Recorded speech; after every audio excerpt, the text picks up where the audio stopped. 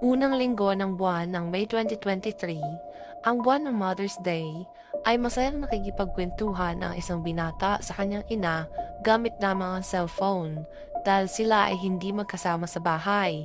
Ang kanyang ina ay may kinakasama ng iba at nakatira kasama ang bagong live-in partner nito sa ibang lugar. Ngunit matapos ang masayang kwentuhan na ito, ng mag-ina ay mapapalitan ng napakatinding kalungkutan dahil hindi alam ng anak na ito na yun na pala ang pinakahuling araw na makakausap niya ang kanyang mama dahil ang kanyang ina ay masasawi sa isang trahedya sa isang nakakalunos na sitwasyon. Welcome sa Untold Files, kung saan kukwentuhan ko kayo ng mga storya ng totoong buhay. At kung mahilig ka sa mga ganitong klaseng topic, ay nasa tamang channel ka. Hit like and subscribe dahil malaking tulong po para lumago ang channel na ito.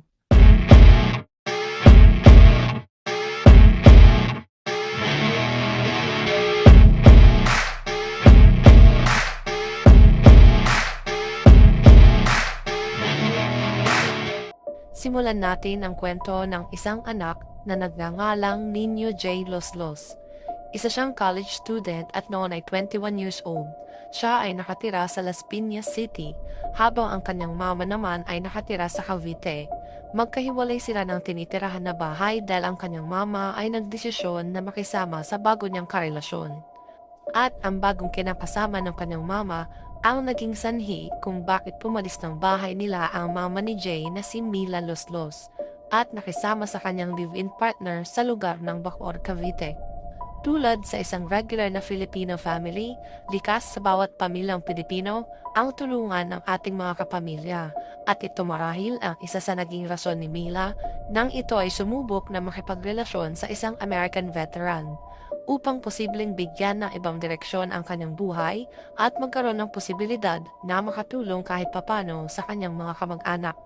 Ang isang ina na tulad ni Mila ay masasabi nating walang hinangad na masama sa kanyang mga mahal sa buhay at tinais lamang niya siguro na maibigay ang pinakamabuti, pinakamaganda para sa kanyang mga anak at gagawin ng ina na ito ang lahat upang mabigyan ng magandang kinabukasan ang kanyang pamilya. Sa Bacoor, Cavite, nagsimulang magsama at mag-live-in sa iisang bahay si Mila Loslos na noon ay 48 years old at ang kanyang live-in partner na si William Thomas Worth na 71 years old. Si William ay sinasabing mula sa bansang Florida, USA at siya ay citizen doon. Maganda at malaki ang bahay ni William sa Bacoor at binigay naman ni William kay Mila ang kanyang mga pangangailangang pinansyal. Kaya posible nating masasabi na ang bagong buhay ni Mila ay kahit papano ay naiba na at bumuti mula sa kanilang kinagisnan na pamumuhay. At ayon sa pinagsamahan ng dalawang ito, ay nabigyan ni William ng 1 million pesos si Mila upang maging budget nila. Dahil dito, posible naman na hindi madamot si Mila at sa kung anong blessings meron siya, ay maaring binahagi din niya ito sa kanyang pamilya at sa kanyang mga kamag-anak. Sa kabilang banda, kahit hindi magkasama sa bahay si Mila at ang kanyang anak na si Jay, ay masasabing bukas lagi ang kanilang linya ng communication. Kaya bago matapos ang unang linggo ng buwan ng May 2023 at misteryosong biglang hindi nagparamdam ang kanyang ina, ay lubhang kinabahala ito ni Jay. Simula ng May 5, 2023 ay hindi na muling nag-reply ang mama ni Jay na si Mila sa lahat ng mga messages nito. Kaya minabuti ni Jay na tawagan na lamang ang kanyang ina. Ngunit, sa napakadaming pag-ring ng telepono ay kahit isang tawag ni Jay ay nakakapagtakang hindi man lang sinagot ng kanyang mama. Kaya kabado man ay pinilit ni Jay na pakalmahin ang kanyang kalooban at umasa na baka busy lang ang kanyang ina at alam niya na magre-reply din ito sa mga susunod na mga araw. Ngunit hindi nangyari ang inaasahan ni Jay dahil lumipas ang May 6, tapos May 7, at dumating na ang May 8 at May 9, 2023 ay kahit isang message mula sa kanyang ina na si Mila ay wala talaga siyang natanggap. Dahil hindi na makontak ni Jay ang kanyang mama at wala nang reply mula dito, kaya noong May 9, 2023 ay desidido na ito at ang kanyang pamilya na mag-file ng missing person report. Kaya wala na siyang inaksayang oras at nagpunta ito sa Bacoor Police Station upang formal lang humingi ng tulong sa mga otoridad na ang kanilang mama ay nawawala at hindi na muling nakausap pa.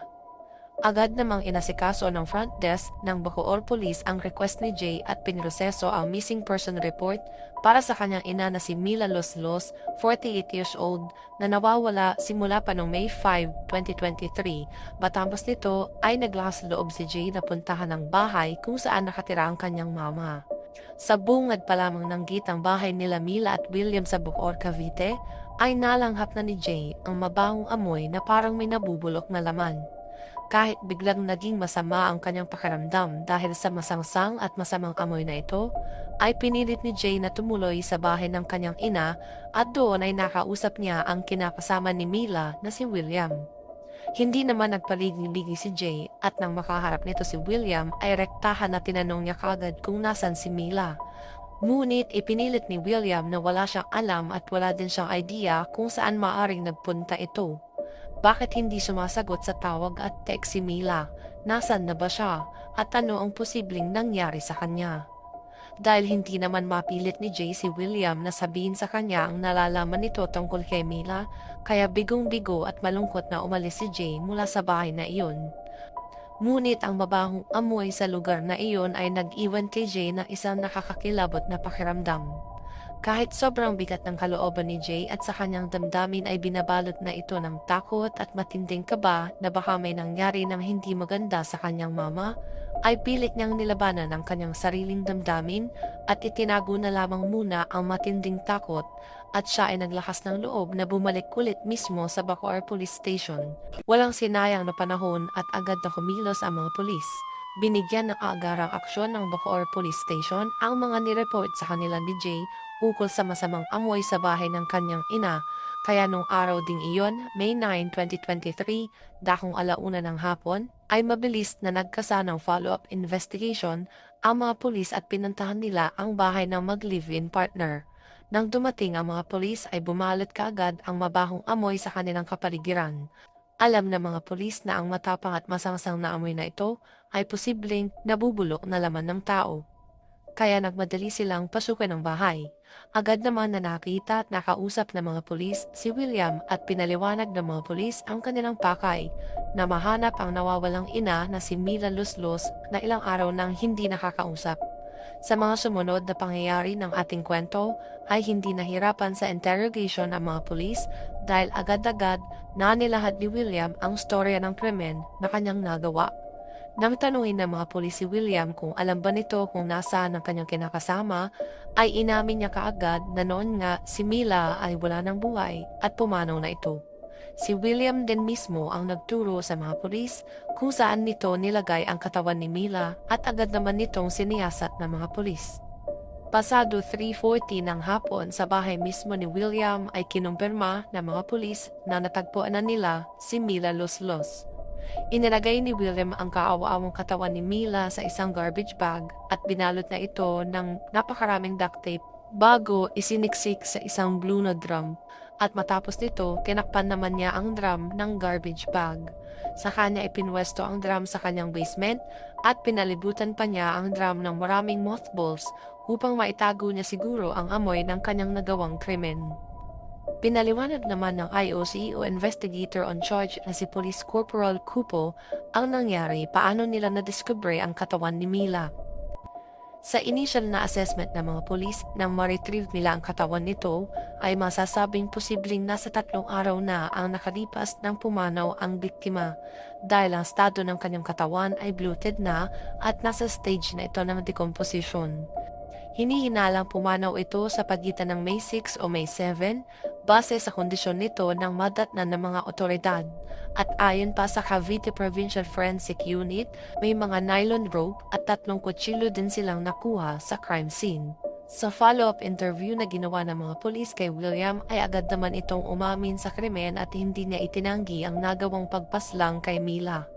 Ayon sa kwento ni William sa mga pulis, siya at si Mila ay may nauna ng pagtatalo dahil nagsinungaling daw si Mila sa kanya at hindi daw nito inamin na siya ay may anak na noon at asawa. kaya ang buong akala ni William na siya ay dalaga pa, at ito ay labis na kinasama ng loob niya dahil sa pagsisinungaling na ito. Bago pa man madiskubre ni William ang nakaraan ni Mila, ay binigyan niya ito ng pera na halagang 1,000,000 upang i-budget na panggastos. Ngunit noon niyang mga panahon na iyon ay nadiskubre ni William na unti-unti nang nauubos ang pera at hindi maipaliwanag ni Mila ng maayos kung saan napunta o saan nagastos ang pera na nawawala. Dito na daw sila nagtalo at nagkasagutan at ang pag-aaway na iyon ay nauwi sa sakitan nilang dalawa. At kinalaunan ay nadulas di umano si Mila na naging sanhi ng kanyang pagkatumba at tumama ang kanyang ulo. Nang hindi na makatayo si Mila ay dito na daw niya hinawakan sa leeg si Mila upang pigilin ang paghinga nito. At nang mawalan na ng buhay ang kanyang kinakasama dahil daw sa takot kaya nagawa niyang itago sa drum ang katawan niya. Ayon sa pahayag ni Cavite Police Lieutenant Colonel Ruther Sakilayan, mula sa kanilang investigation unit ay halos mahigit 1 taon pa lamang na magkarelasyon si Mila at si William bago ang nangyari ang krimen. Sa autopsy nga na pinalabas ng Bacoor Police, na cause of death is due to asphyxia by strangulation with traumatic injury to the body. At ito marahil ang direktang kinasawi ng biktima na tugma naman sa sinabi ni William sa mga pulis. Mayroon ding mga nakitang multiple bruises o mga pasa sa buong katawan nito, senyales na nakaranas muna ng pananakit ang biktima bago ang kanyang pagkasawi. At nang iproseso ng mga pulis ang formal na pag-aresto kay William, ay nakita din sa kanyang mga braso ang mga kalmot at sugat sa kanyang mga balat. Marahil ay lumaban si Mila sa kanya upang mabuhay, ngunit nabigo ang biktima. Nang makumpirma ni Jay na natagpuan na ang kanyang ina ay halos gumuho ang mundo nila at ng kanyang buong pamilya dahil ang kanyang mama na ilang araw na nilang inaasam-asam na makasama at makausap ay hindi na pala nila muling makikitang buhay. Sobrang bigat ng pakiramdam ni Jay noong mga oras na iyon dahil kasama pa siya ng mga pulis nang malaman nila ang krimen tungkol sa kanyang mama. Si Mila Loslos ay kumpirmadong yumao na nang walang kalaban-laban at siya ay 48 years old lamang. Tinitingnan ng pulis ang anggulo ng matinding selo sa krimen dahil ang alam daw talaga ng suspect ay dalaga ang kanyang ka-live-in, kaya teorya ng mga pulis na selos ang posibleng motibo sa pagpaslang.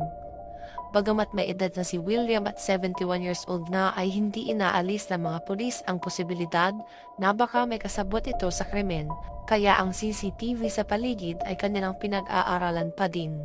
Matapos umamin si William sa kasalanan na kanyang nagawa kay Mila, ay inaresto na siya ng mga pulis at sa huling update ng mga pulis ay sumailalim na si Worth sa inquest proceedings noong May 10 at kinabukasan May 11, 2023. Ayon sa ulat ng isang malaking TV station ay naisampa na ang kasong murder laban sa suspect na nakakulong na ngayon sa Bacoor Police Station. Dahil sa US Privacy Act of 1974, sinabi ng US Embassy dito sa Pilipinas na we are aware of this case but we cannot provide any further information. At ito ay tungkol nga sa kaso ni William Thomas Worth. Para sa karagdagang kaalaman po, ang Privacy Act of 1974 is a federal law, a system of records and a regrouping of information about an individual under the control of a federal agency. Federal agencies may not disclose information without consent unless certain exceptions apply to the disclosure. Ang mga impormasyong ito ay mula sa isang official website ng United States government. Dahil si William ay US citizen, kaya sakop siya ng batas na ito. Hiningan pa rin ng media ng interview si William para sa patas na pagbabalita pero tumanggi siyang magsalita sa harapan ng kamera at hindi din ito nagbigay ng kanyang statement. Samantala si Jay, ang anak ni Mila, at ang kanyang pamilya ay hindi din nagpaunlak ng interview tungkol sa kaso ng kanilang ina. Our prayers goes out to all the victims of crimes and violence. At dito na po nagtatapos ang ating storya. Ano ang masasabi nyo sa kasong ito laban kay William Thomas Worth? Share your comments below at kung mahilig ka sa mga ganitong content, huwag kalimutan mag-like at mag-subscribe. Maraming pong salamat at maaari niyo pong i-check ang iba naming videos. Hanggang sa muli!